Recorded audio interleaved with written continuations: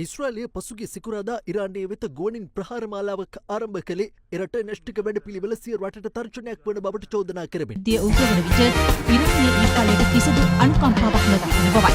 අපි ත්‍රස්තවාදී සියොන්වාදී පාලනයට දැඩි ප්‍රතිචාරයක් දී අපි සියොන්වාදීන්ට කිසිදු අනුකම්පාවක් නොපෙන්වීමෙන් එක් සමාජ මාධ්‍යයෙන් සටනක් කරමින් කමින් අවසන් වුණා. මේ අතර ජෙරුසලමේ තානාපති කාර්යාලය වසාද බිඳ ඇමරිකාව තීරණය කර තිබෙනවා.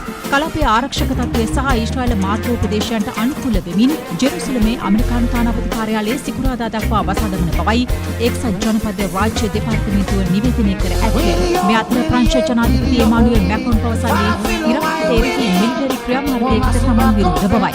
ඊශ්‍රායල ඉරාන යුද්ධය මැදියේ මැදිහත් දිග සඳහා තාලිස්නික බලපෑමක් ස්ථාපිත කර ඇති බව එක්සත් ජනපද රාජ්‍ය දෙපාර්තමේන්තුව පවසනවා. The Department of State has established the Middle East Task Force to help coordinate support for U.S. citizens, U.S. diplomatic missions, and personnel and diplomatic engagement. මේ එක්සත් ජනපදයේ මැද පෙරළිත ප්‍රකාශක ජෙවියානා ගෙනයන අයුරිය.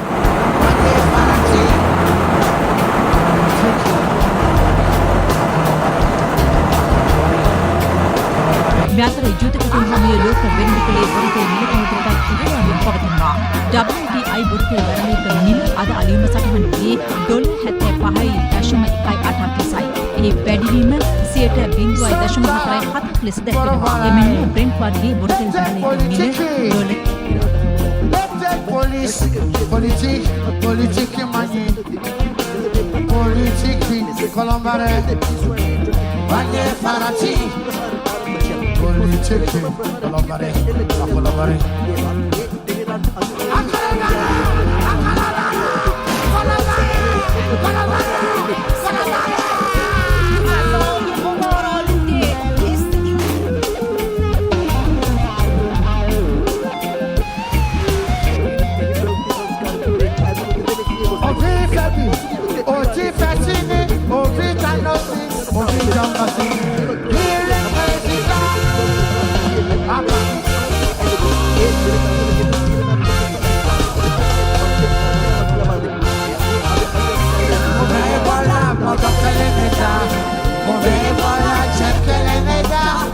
politique mani politique colombare vanye farati מוסד, הצליחו על המוסד אפילו. ඉරාන මාධ්‍යය පවසන්නේ එල්ල කළ මිසයිල ප්‍රහාරය මොසාද් මූලස්ථානයේ වෙත පැමිණි බවයි. මොසාද් මූලස්ථානයේ කොටසක් ගිනි ගනිමින් පවතින බවද ඉරාන මාධ්‍ය පවසනවා. මේ අතර ඉරානයේ ඉහළම අනදන නිලධාරීවරයා ඝාතනය කළ බවට ඊශ්‍රායලය නිවේදනය කළා. ඒ ඊශ්‍රායලය ඉරානයේ ටෙහ්රාන් නුවරට එල්ල කළ කාර්යයේ ඊශ්‍රායලය සඳහන් කළේ කතම අන්බියාන හඳුන්වන ඉරානයේ මධ්‍යම මූලස්ථානයේ අලිෂඩ්මානි සත්‍යය කළ බවයි. අලිෂඩ්මානි ඉරානයේ ජ්‍යෙෂ්ඨ හමුදා අනුබෙර නිලධාරීවරයා වන අතර ඉරාන උත්තරීතර නායක අයතුලා අල් ඛමේනීගේ සමීපතමයි. පසුගිය සිකුරාදා ඊශ්‍රායලය මධ්‍යම මූලස්ථානයේ අනුබෙර නිලධාරීවරයා වූ ගෝලාම් අල් රෂීද් ඝාතනය කිරීමෙන් අනතුරුව අලිෂඩ්මානි එම තනතුරට පත් කළා. මේ අතර ඉරානයේ ටෙහ්රාන් නුවර සිටින සියලු දෙනා වහාම ඉවත් විය යුතු බවට ඇමරිකානු ජනාධිපති ඩොනල්ඩ් ට්‍රම්ප් අනතුරු අඟවනවා. ඔහු ඒ බව සඳහන් කළේ සමාජ මාධ්‍යයක සටහනක් තබමින්. ඊශ්‍රායලයේ ටෙහරානයේ ඇතැම් ප්‍රදේශවලට ප්‍රහාර එල්ල කරන බවට අනතුරු ඇඟවීම් සිදු කර තිබෙන පසුබිමක ඩොනල්ඩ් ට්‍රම්ප් මේ ප්‍රකාශය කළා. ලෝකයේ මේ ඊශ්‍රායල් ඉරාන ගැටුමත් එක්ක අපි ඉන්න අනිවාර්යයෙන්ම මේ රටවල් ප්‍රධාන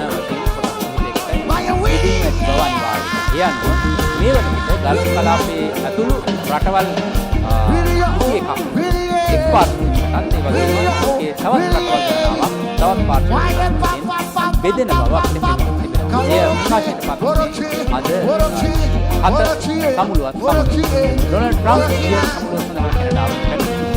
කැනඩාවට පැමිණි ඔහු මේ සමුළුව සම්පූර්ණයෙන් අවසන් කරන්නේ නොයිද මැදදී පිටව ගියා.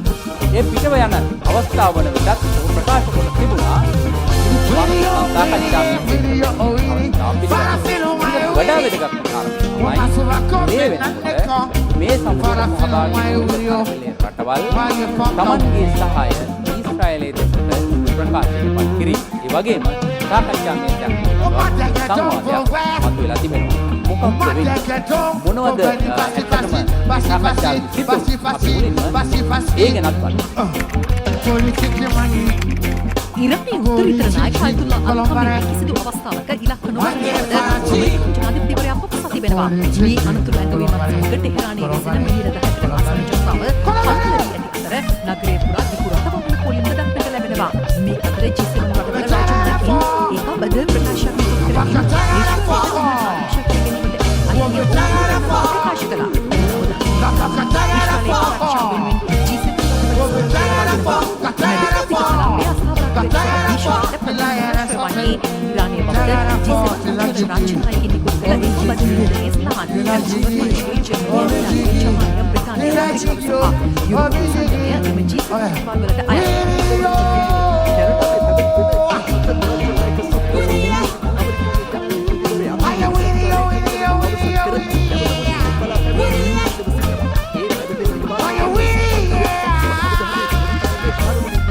Gave Iran 60 days, 61st, you saw what happened. As I've been saying, I think a deal will be signed. I think Iran basically is at the and as soon as I leave